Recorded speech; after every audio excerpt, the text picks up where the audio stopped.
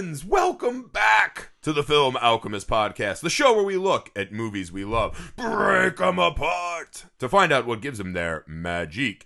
I'm your host, Josh Griffey, joined again by friend and returning Jason Voorhees expert, Jamin Mink. Jamin Mink. All right, guys, you're going to hear this disjointed. As you know, we've been recording an inordinate amount of podcasts this month. So I had Jamin on originally for, what did we start, man? No, New Blood. Yeah, we did New Blood. So you did New Blood, Manhattan, and then Jason X. All classics, of course. So that was our intro to Jamin, but I'm bringing him back out of time, which is fine. I gotta say, so today we're on Friday the 13th, part 4, guys. We're doing all the Fridays, all the nightmares. You know the spiel. Some other good stuff coming up for you. So please take a second, rate and review wherever you find us. You can find us on YouTube as well. Nerd Alchemist, plural with an S at the end. Subscribe, do all that fun stuff. Today, though, the final chapter, question mark. Right. I feel like every one of these 80s movies should have ended with that title card from The Blob. You remember the original? Yeah. They're flying him to Antarctica, and it's just a question. I still think that's one of the most baller moves in cinema history. Yeah. I mean, it is the final chapter of Jason with a Pulse. Right. I mean, it's... Sorry, I did a really dramatic coffee drink right there. But what I think is funny, right, because I was thinking about it, it does feel their first 4 are kind of a closed story to me. Right. Part 5 is its own thing, whatever the hell that's trying to be. And by part 6, this is where we start paranormal Jason, right? Right. That's the first supernatural. He got brought back with lightning, like right. They do a lot. Frank and Jason, a lot of lightning stuff. We get some telekinesis. We have slimy nautical ghost Jason. Yeah. Jason goes to hell. He's just like black ooze. So like that's where we're doing like super paranormal right. Jason, which is funny because rewatching the series, you have to spend a lot of time rethinking your rankings, right? Because I always had part 3 as maybe my favorite, dropped in the rankings this time. I was not as big of a fan as I had remembered. Conversely, though, this movie jumped. Maybe the most with Manhattan. Manhattan jumped a lot in my ratings. I liked it so much more than I thought. But I honestly can say, I think part 2 is dramatically underappreciated. They do a lot of good character work, which is something you just completely forget because you're mad about the burlap sack. It's iconically not as cool as Jason as this one. Right. I think part 4, though, because part 3 we get kind of first Jason-ish performance, but it's shot really flat like a made-for-TV movie because of the 3D problems, right? This one, to me, is the movie where they found the perfect middle ground on everything Jason. Right. And the characters in this one are wildly fun. Because to me, I don't know about you, but a Good Friday movie, you have to have the amazing kills. Yeah. You have to have Jason to be of the best, right? And you got to have people that are fun to kill. And I think this movie kind of hits all those notes perfectly. This one was fun because really, like, the biggest star for the movie was like the makeup effects. Right. This one brought back all the horror, blood, guts, and gore. Just when I'm watching it, a couple times I'm almost getting ready to throw up because I was like, that is no, I don't. Oh wow, that's just horrible. Like Crispin Glover with the cleaver, and he's like his head's wobbling around and stuff. It's like, ugh, that's pretty rough to watch. But man, there was some good stuff. I mean, it was Tom Savini, so right. And this was his first movie, right? You were telling me? No, it wasn't his first movie. No, his first Friday movie. I wasn't even his first Friday movie. I think. Really? I can't remember which one he did. It was like, oh, he might have been on 3 now that I think of it. It was one of those, but this is bringing in the whole blood, guts, nightmare. It gave almost like an extra actor was the gore in special effects for this movie. Right. it should have got top billing. It should have been Tom Savini's makeup effects. Right. And then fucking Corey Feldman. Yeah, Feldman is kind of the undiscovered. Him and Crispin Glover go on to a lot after this. But I think this is the one where, I mean, maybe to some extent in part 3, but it wasn't Jason as he is now, right? Right. But this is the first one where you are truly just excited to watch the kids get murdered. I feel like in the first 2, you're still kind of playing it like, oh, this is wrong, I don't know. By part 3, you're like, well, Shelley's the worst. Yeah. And then by this one, we're just full on. Yep. I like how they never really take even a moment to make us feel... Maybe not. Even the mom next door, we don't fully latch onto her. Yeah. What's the girl next door's name? Is it Tina? Oh fuck! was her name? The blonde girl next door, Feldman's older sister. She's pretty nice, like, and she doesn't break the rules. Pam, wasn't it, or something like that? Something like that, yeah. But she doesn't break the rules. She's the closest we get. Yeah. But other than that, they're just immediately like, "Hey, everything's off." This is. I'm trying to think. I'm trying to remember what's the first moment where you were like, "Oh shit!" Like they want us to hate all of these people, and it's easily the morgue. The morgue is where they set because it starts off with this kind of cool crime scene opening, right? Right. Where it's the tail end of 3, and it's just this big helicopters and police cars. And what I like is this is the first one because we had talked about the thing I hated the most about the first 3. They all open on flashback. Well, after 1, obviously, they all open on a 5-minute montage of the previous movie, which I despise, and they all end with a dream sequence telling us that it might be fake. Right. Which is the fucking worst because they come up with these great images to end the movie and then they're like, just kidding, it's all a dream. Right. This is the first one where we stop and we kind of examine the horror of what's been happening. Right. We're just sitting slowly in this thing watching the police walk around the bodies. We see Jason's body. But as they drag the girl off, who's just this emotional wreckage, right? Yeah. They specifically say, they're dead. They're all dead. And it's this moment to actually sit and be like, oh, fuck. This is gnarly. Right. Right? Like, this was a big, bad deal. So it takes a moment to make you regret how much you're excited for what's coming. And then they take us to the morgue. And I believe the guy just, his opening gambit Axel? to the two. Yeah, right. Yeah, Axel. Axel's an odd mix of character traits. But I believe he opens up with the, hey, there's a young dead body over there that I may or may not be fiddling with. The cop, or the paramedic goes, it's a dead girl, and Axel lifts the blanket, and he's like, that's a good-looking girl. He goes, she was, and he goes, she still is. Still is, yeah. This lets you know exactly where Axel is. Because not only that, I'm pretty sure we see a stack of pornos. Oh, yeah. He's definitely watching exercise video, which is strange, because I think guys our age, I don't know about you, my mom definitely had a couple of those. I looked up those exercise videos where their ass is going up. Apparently it was made by a former pornographer. And he realized that the only people that were watching these exercise videos were dudes, so he just doubled down on making it as erotic as you could. So that's why you've got the 3 asses going at each other. Yeah. It's like, we have to exercise, but only when our butt cheeks are touching. So Axel is, and this is the other thing, it sets him up too, is that this morgue, right? This place where Jason is and the carnage of the night we've seen, this is his arousal zone. Like, this is where Axel is fully torqued. Maybe it's good that Axel gets murdered because there was some dark shit going to come out of that guy before it was over. Yeah, I feel like crimes have been committed here. Yeah. There's definite necrophilia. The other scary part of the movie, too, is it sets you up with the nurse that, oh man, Axel's actually a viable candidate for her. That's really sad. It super bums me. But her only turnoff was when Jason's corpse hand hits her on the shoulder, and then she freaks out, and Axel does that. Fuck, Jesus! And it's like he cusses, but then he it's dang it's and fucks and dang it's, and it makes no sense. And also, this had to have happened before. Oh yeah. The funny thing about this scene that I like is they play it off. You have to sit and wonder how long Jason's been alert. Right? Like, he's obviously gotten Has he got some creepy boner underneath that blanket or what? Did Jason be like, am I about to cop a feel? Was that like a perverted Jason moment? Yeah, maybe it was just over the shoulder. Yeah, right? Or is this just him like, I'm going to pull the block on Axel? Right. Is Jason actually the noble hero here? Right. Saving that girl from making the Axel mistake. But it's a really strange scene. But then we start the kills. Fantastic kills. Oh, yeah. Hacksaw. Yeah, and this just starts, because we have the hacksaw, and then we got a classic, face smash, right?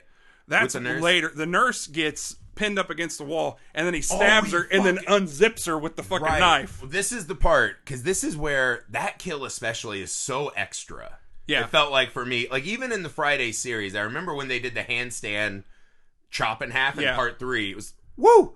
That is crazy. This one felt extra mean. And this is where we start Jason's just stomping back to the camp. And this one, no, that's kind of the joke, right? You see the memes from this one. This is the Jason with the good booty, I think is the memes, right? This one in part 5 where Jason's got the good booty that everyone likes. But this is where, we meet a hitchhiker. the fucking Canada or bust or whatever, and Yeah. she eats that banana for like 7 minutes, just entirely too long for a banana. I don't even think I think she barely gets a bite. Oh, she gets a bite because it's like on her lips like the whole time, and then she like when he stabs her through the fucking throat, it like is hanging Drools off of her out. tongue. It's like, well, they have that cool shot too where she squeezes the banana. Yeah. And it's like, that's what we are to Jason, right? We're all just little soft bananas to be smushed. Apparently, Jason behind her back that stabbed her was Tom Savini in a jumpsuit. Right. So, right. Yeah, he did some awesome work in this one. Like, but that's what I mean. This one gets back to the things that all of the markers that I have for what I love about a Friday movie. Right. This one I think scores the highest in every category. I really like, because the Jason in this one is minorly human still, but he's mostly a superhero at this point, right? He's an Uberman still. He's this is his final, like I said, outing with a pulse. Right. He's kind of like, I've killed all these people before, and so now it's just kind of old hat to him. Let's just go do it and move on. It's his 9 to 5. He's got to clock in, clock out like everybody else. I mean, he still does some, like, just being under the water as long as he is, right? So this is where we're starting to dabble with the idea of him as some kind of supernatural. The thing I like visually is this is the first one, because it rains in a lot of them. But this one, it feels like Jason brought the storm. Like, he's some kind of, like, avenging, like, Norse god, which I like. But he strikes really high to me on the kind of scary superhuman mode. The kills are just insane. What kill stood out the most for you as your favorite kill? Oh, man. There was, really, the meat cleaver to the face with the corkscrew at first. That was rough. And you know what's cool about that? It's very simple, but it's executed really well. Yeah. I love those kind of kills.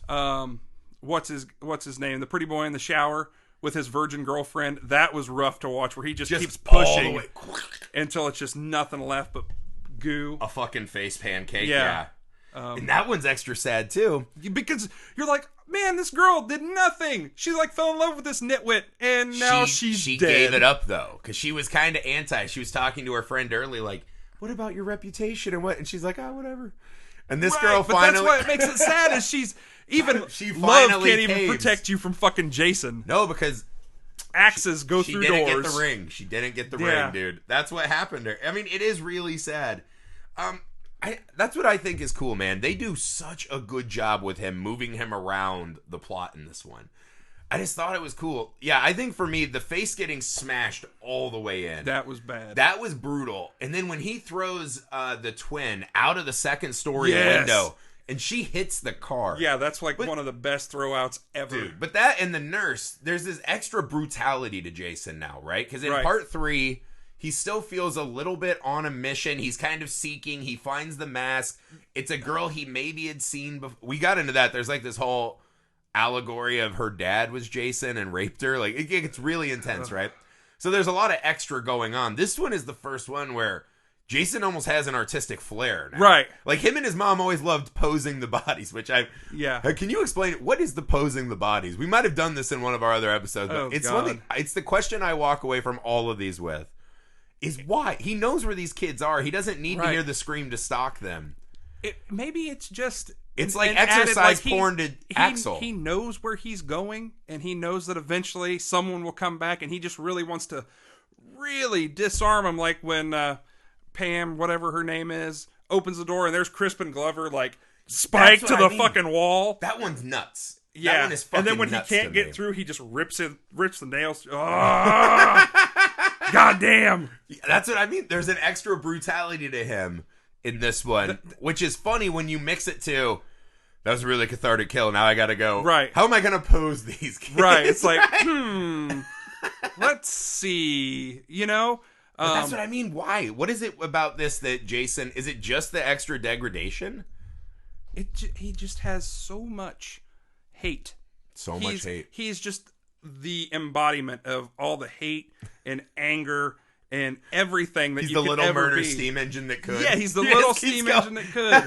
And he just has to just really show. I mean, like when we talked about Manhattan, when he threw Kelly Hu down, the dude fucking threw her down. And it's simple, but this... And smack when she hits the floor and you see her body flop. God damn. It's like Yeah. she's garbage to him. And that's what these people are, is they're Right. just trash. And I think that's the point, too, that I always come back to, is that's one of those hallmarks of a great Jason, is there is this just complete and wanton disrespect Right. of the body, right? It's like His body was taken from him. He's kind of a zombie now, so I don't give a fuck about your life. Right. The younger and prettier and brighter your future is, great. Like yeah. Oh, I'm that all. I mean, the all one in the eclipsing boat, moon coming. the one in the boat is the worst. Like that kill is fucking outstanding. Because one, you feel bad for her because she still thinks that guy's coming out to see her.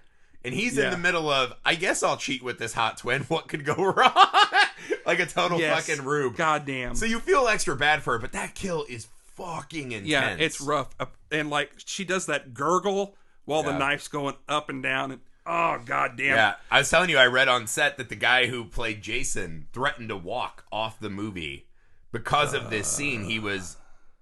No, part 5's the good booty Jason, because this is the one where it was the old man. He was like from John Wayne movies and stuff. He's this old stunt man, right? But he was, he's like, you're killing this girl. Because she was in there. The way they had it was her body was under the boat. Yeah. In like a partial sweatsuit, right? Because she still had to look like her tits were out above water. Wasn't doing the job. So she was in there for a long time with this prosthetic body under and all that. And they're like, just scream. Well, she started actually getting hypothermia. God damn. And so the guy who played Jason is like, enough. Get her the fuck out of here. She's going to get seriously hurt. And the director's like, I don't have it. And he's like, I don't give a fuck. Get her out of here. And so they really went for it. Yeah. And you could see a lot of that pain and misery on her face. That's what he was waiting for. He was waiting for her to almost be dead so she could be almost dead. Well, I love the guys who are directing something like Friday 4, and they're like, I have James Cameron level carte blanche to treat my actors like meat. The director, but kind of becoming a little Jason-like. Yeah. It's like, dude, the last 3 movies you did before this were porns. You're not going to win an Oscar for this. Right. It's like, let's get it over with. He's like, this is my big break. Which, I mean, maybe you would think that. A cool element in this movie that they kind of just completely washed away. I like the idea of the Jason Hunter. It's kind of our like precursor to Creighton Duke from Goes to Hell, right? And it was so lame the way they got rid of Rob. Yeah. I mean, no one's dying phrase in a horror movie when you're the hunter should be, he's killing me. Well, no shit, Sherlock, he's killing you. Well, we also, get that. He has like a teeny tiny garden tool, so he hits him like 15 times. Because you hear like these little... It's like really tiny cuts. It's not when he machetes someone's like... Thunk. It's this little... It's like, yeah, we know he's putting 98 holes in you. Also, I think you're the worst hunter. Because it's the weird, like, we should go down to the bit. No. He was the fucking...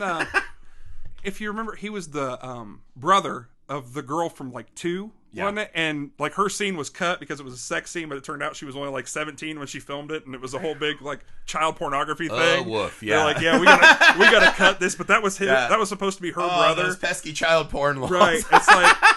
It's like, let's throw back to the most random character we can think of. Oh, shit, maybe he shouldn't have been the child porn sister, but well, fuck it, we'll do it. But to me, that's cool, right? Because the thing that is always something you have to grapple with in all these movies is I believe this one, it's like, the next one they start talking about renaming the city and this and that. There's this constant, what are the police doing? When these kids start dying, why are they not immediately out at the lake, right? Why not constantly just have police officers patrolling Crystal Lake? Because they don't believe, man. Right. Jason's he's a legend. He doesn't really exist, except for all those bodies I had to clean up at Crystal Lake 2 years ago. Multiple times. Like, this has been like a Halloween thing.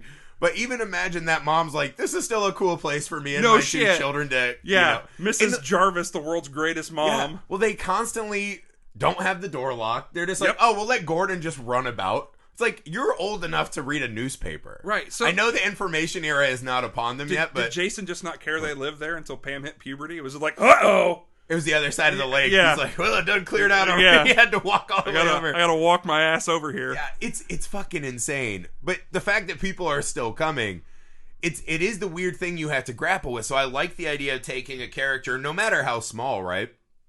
And actually, I think that's a benefit. It's like when Marvel was like, what's the most useless comic book property ever? Guardians of the Galaxy. Yeah. Look at it. They're just like, fuck, this is house money. Now we'll play with it, right? So I think it's cool to take a really small character, right? Like if they had done it later and you found out that Creighton Duke was the hippie eating the bananas like grandson or whatever, that would have been fantastic. But I think that's fun, but you got to play with it. Because how many of these people has Jason left in his wake? How many of these families outside of Crystal Lake need answers, want answers, or hounding these cops? This is my thing. Why didn't they do like a Vampire Hunter D, have like a whole squad? Right? You have a big guy with like a hammer. It'd be the original Suicide Squad. Yeah, you have because like they're not coming back. Jason murdering squad. I mean, honestly, this is the movie they should make now. Right. Is the Jason Hunters. Yeah. Right? Shouldn't have killed Rob. Should have been Rob. It should have been Tommy Jarvis. Right. Tommy should come back as like the Batman Beyond Bruce Wayne. Shit. He's this old ass Tommy Jarvis. Like, I brought you here to kill a super zombie / ghost / whatever. Maybe in the new one, that's for Jason's thing, is he's become more vampiric. Right? Maybe his body's finally hitting its limit, so he's trying to eke the last little bit out and can be had. You know, Creighton Duke's granddaughter's here now.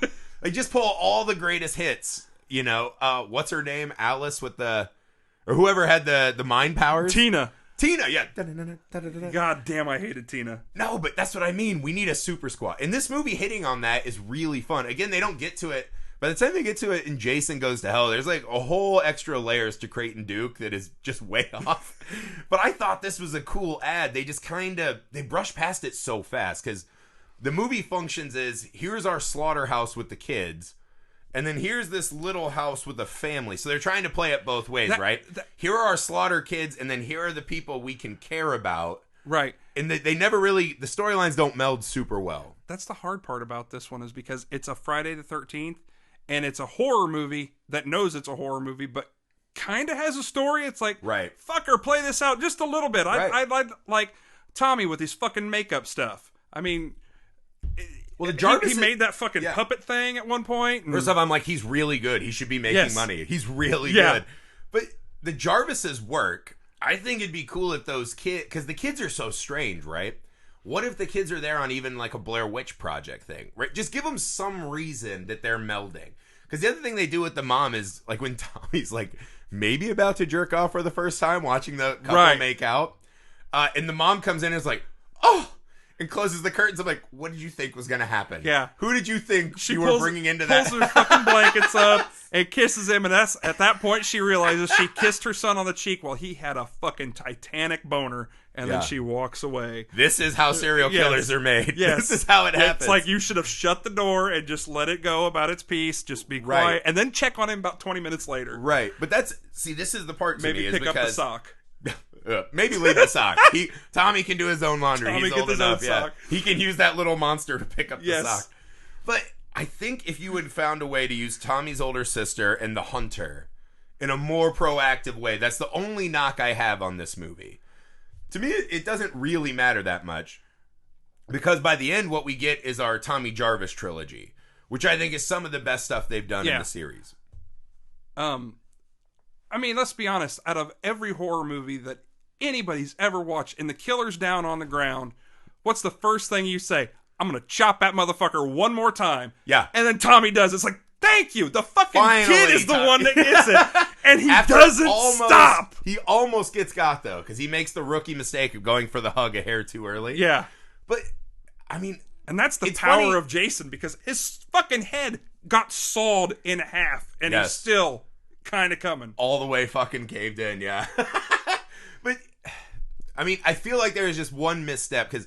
Also, the kids in the house across the way, they don't feel like any of them actually know each other or friends. Right. You have the weird girl who does the robot. Fucking computer guy. Yeah. And the two guys in the back, right? You're a dead fuck, and then Crispin Glover.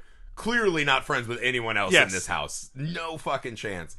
But that's what I mean. Have those two guys as part of like the team in Twister, right? They're hunting this tornado. Something like that brings them in. I thought the twins did fantastic in their role.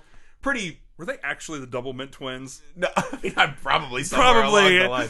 I think every twin who could act was eventually tapped for Doublemint commercials. But that's what I mean. They were a fun group. It's just a little extra from that. Like, the hunter felt like one of those.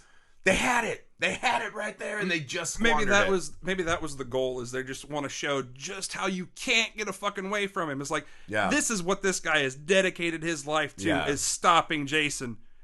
and he gets killed by a fucking garden rake thing. Right. Well, also you're like, dude, you're one movie too late. Yeah. Like by now his powers have grown. Yeah. He's much more. I mean, he came back from the noose and the axe to the face. Like this Jason has seen some shit. Yeah. You're gonna have to come more legit than dressing like Al Borland from Home No Improvement. shit. You're gonna have to. It's like bring you've got a little hunting extra. rifle and a machete. Right. You're not gonna get very far. Right. I don't know. I mean, it's still worth it because Crispin Glover's dance is like every choice It's Crispin like makes in Elaine's this, dry heave dance from fucking Seinfeld.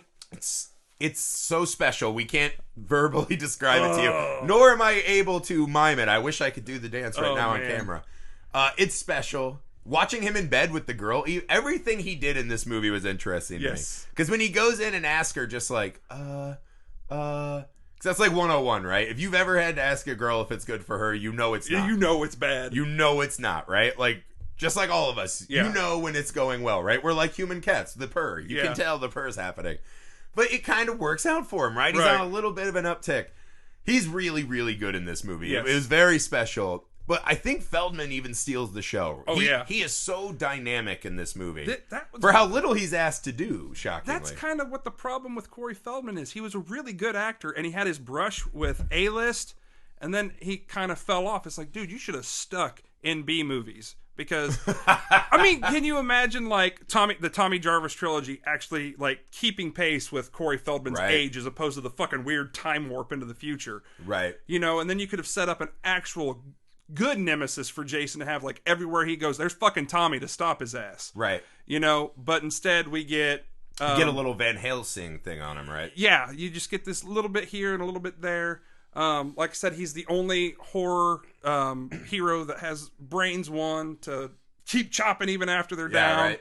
Patrick Swayze level karate moves we find out. Yeah. No, and I think what his fucking happened shaving is, his head. His sister's downstairs running from this murderer, and he's upstairs shaving his head so he looks like the fucking zombie kid. Yeah, we got to do his decision making, which is strange to say the least. But I'm pretty sure what happened is they were a little slow getting back to Crystal Lake because he wanted to do it.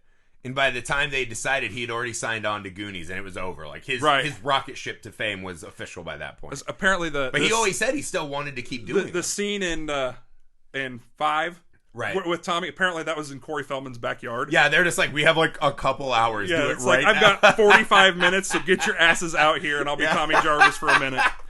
Like, wow, that's a weird cactus in the middle of New Jersey Cemetery. No, but okay, so the shaving his head. That's a weird choice, right? I mean, shaving his head, I get what he was doing. He was like, oh, maybe seeing himself as a kid will stop him. But like the shaving cream, like, motherfucker, your sister's dying, and you're taking your time to make sure it's a good clean shave. It's like, fucker, just hack that shit off. You saw his mask though. He's not a boy who cuts corners. He's very official. He's very meticulous. Yeah, it's a super strange series of decisions, which is leading us to something that I don't love at the end, which is this is where they get to, and all the series kind of get to this point, right? Like Halloween got to this one. Nightmare even tried it a little bit on the second one, right? The monster becoming the next kid, the next iteration. Yeah. This struck me as strange. What was Jason thinking when he saw Tommy? Right? Because when he walks up and freeze, there's a real moment of freezing. I think this might play into the whole, that Jason deep down he's a special needs kid that just all this hate's built up. So when he sees there's someone else like him, he's just kind of like, what?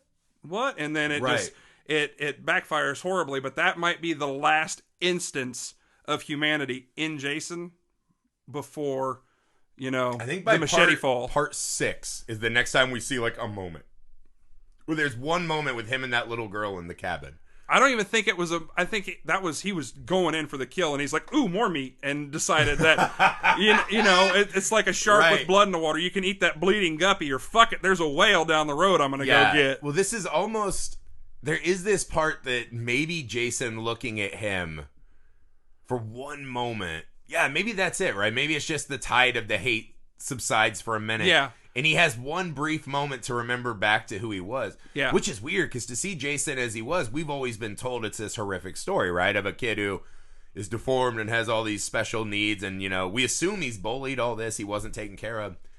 Jason looks back on that maybe as the good old days, right? Like, what could have been? Or maybe which is maybe he looks on it as stop. like, I'm going to protect this kid, you know? Yeah. As like, there's this fucking girl here that obviously doesn't care about him because that's in his head. That's all they do is they fucking do drugs. So no way. Oh, you think Jason? Because when she comes at him with the axe, it's a way to defend himself. When he's stopping the shit from happening to himself. I dig that. I like that a lot. And then it's a cool scene though. It's so weird because, like you said, the time frame of him shaving and this and that. It just was too long of a time frame. Too long. Like, hack job, man. Get that shit going. Well, also, it's like he's already making masks. Couldn't you have just had him... Maybe he made a Jason mask based on an article... Because they keep showing it. He has an article of Jason, like with the the Bigfoot drawn sketch of Jason. Maybe he had already made a mask, right? That kind of fits like in. The newspaper clippings could have been a picture of Jason when he was a kid, and he'd already made a mask because he thought that was scary to begin with. And then, maybe he puts on the mask, and then he's within character. Yeah. Kind of like the girl from Part 2, Alice, I believe her name is. I think I keep saying the same horror movie girl names over and over, hoping I'll get it right. But, maybe Tommy's spent some time in that headspace. He's a loner. He's out in the woods, right? He's constantly idolizing these teenage bodies or whatever. Boning across the way. Yeah, because not only... I think he actually starts with the scissors and then applies the cream and then the shaves. And then you got to imagine he wiped his head off and he's like, not exactly right. Good, goes back. And then he puts the dark rings under his eyes. Yeah. It's a really cool scene that they get to. It's a weird way they get there. But it's giving Tommy this moment of snapping, right? Because this is the end of that Tommy Jar. In a way, he dies like Jason does, right? Tommy's never the same after this, as we see later on. And I think that is kind of a cool journey, right? Is the cyclical nature of Jason is just the original sin that keeps getting passed on and on. It's a cool ending. You can't forget the machete through the hand, because the machete through the was hand rough to watch. His like hand starts to split apart a little bit, and there's that little gap in there. It's like, fuck. Do you ever see stuff in horror movies and it's just like, it's not like, this is funny. Last night, me and Amy were trying to pick a horror movie to watch, and she wanted to watch this one. I'm like, that just looks like hipster horror. I was reading the reviews and they're like, it's not really scary. It's just some film student trying to make like the flashiest movie he can. I'm like, I'm fine with that movie. But tonight, right now, with no kids here, I want to be just fucking scared. Right. I don't know how it happened. We settled on the Blair Witch remake. Not a great movie, but it has some good scares, right? It's one of those I like. Since we started this show, our kind of stated goal in the show is like, all right, we did our comic show for a while, and you get negative sometimes. It's easy to go negative and cynical and just say things are bad, right? So our stated objective for this show is try to be a little more optimistic, right? Always try to find the good. And it's helped me because a lot of movies I go back, like I just rewatched Lords of Salem, which I remember hating in theaters. But I was like, it's actually a pretty fucking cool movie. I dig it, right? And I thought the same thing with Blair Witch. But it had this moment where I was actually having I almost had a heart attack. I couldn't breathe. I had to leave the room and just be like, Amy, is it over? Is it over?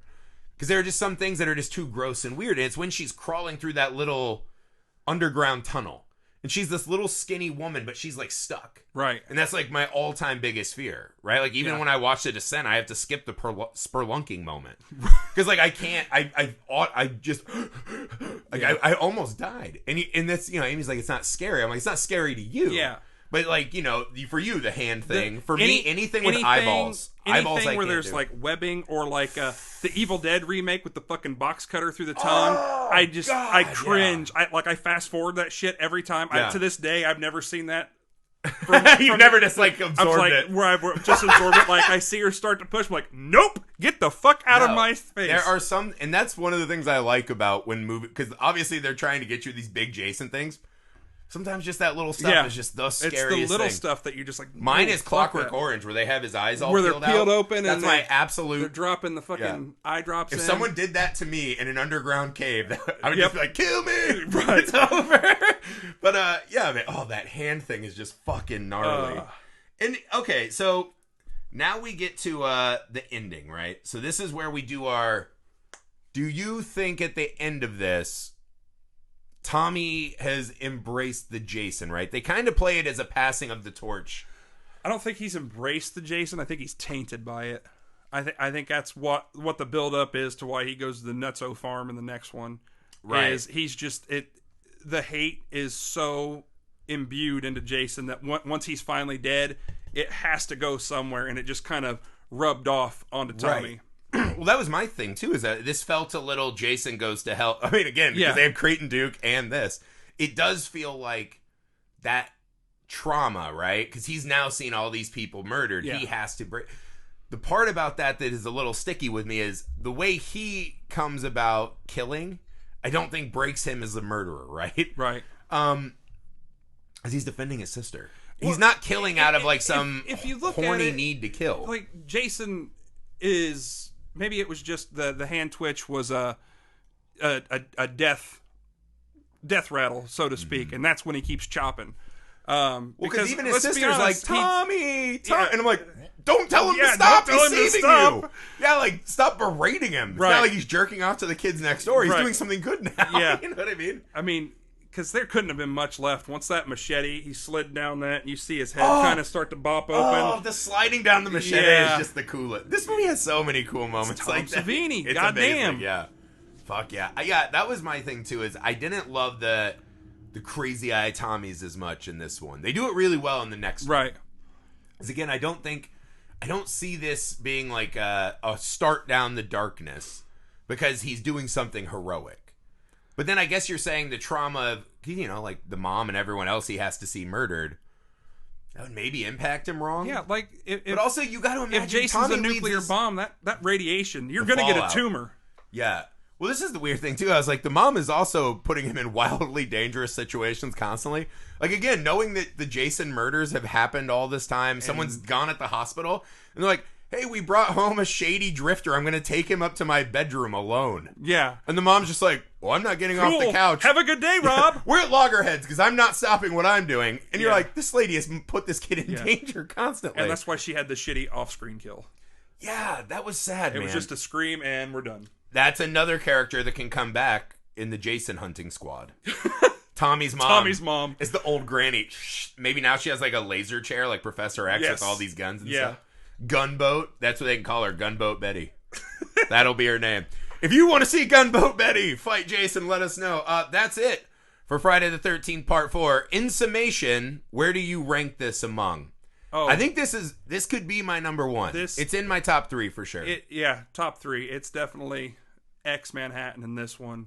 Not Manhattan's your number 2? It might not even be in that order. On any given day, Manhattan might be number 1. It just, some days you just need to see a creepy uncle get drowned in a barrel of toxic waste. Nautical nonsense be something you wish. Right. This is the other thing too, is people, because I put out our Nightmare on Elm Street ones. You can find it on Twitter, Film Alchemist 1. And someone was mad at me because I had the Freddy versus Jason and Freddy's Revenge were like near over original Nightmare. And they were like mad at me about it. I was like, they didn't even comment on the tweet, so I got more action. They like direct messaged me, which I'm like, what a dick move. First off, fuck you. Yeah, they're like, actually, I'm not gonna give your rankings any credence. Right. But I was like, you know what? Nightmare on Elm Street 1, for as cool as it was and what it started, it ends with Home Alone, and that's a huge red flag. Like if it's a fucking 10-star, that's an immediate 2-star drop. I have never seen all of the nightmare or all the nightmares all the way through. We'll educate him. Don't worry, guys. He's the Jason man. He's my Jason man. It's fine. All right, guys. Please leave us a rating and review wherever you find the show. We're on Instagram, Twitter, Facebook, sometimes.